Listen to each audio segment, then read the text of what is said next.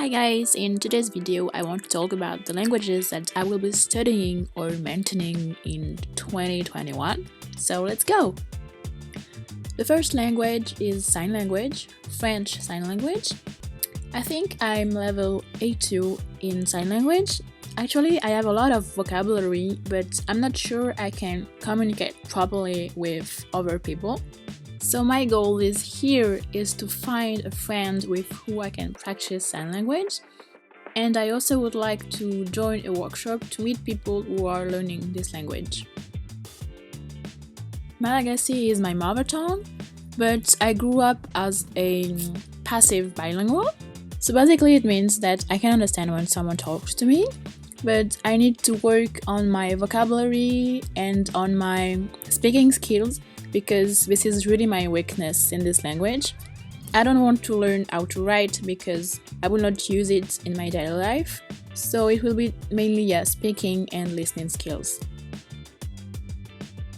Korean is my focus language this year, and I plan to study it in two ways. The first way will be 3 months intense learning. That means I will study 5 days a week.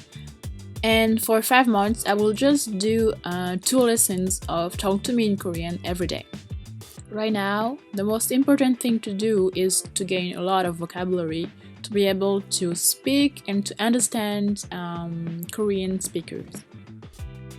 Regarding Russian, this year I will only study it 3 months, but it will be very intense and I will only study Russian so I can really focus on this language, and my goal is to gain a lot of vocabulary to be able to speak and also to understand Russian native speakers. For Polish, it will be like Russian. Right now I think I'm a level A2 and my goal this year is to be B1, so I need to learn a lot of vocabulary and to try to speak more in Polish. Last year I focused a lot on grammar, so I will try to do less grammar this year. Spanish. The thing with Spanish is that it's a language I mainly learned at school and I didn't really study it on my own, and I need to really work on my writing and my speaking skills because I forgot how to write properly in Spanish, and I really want to watch and read more content in Spanish, like books, movies. So that's why I decided to work on my Spanish approximately 1 month in total.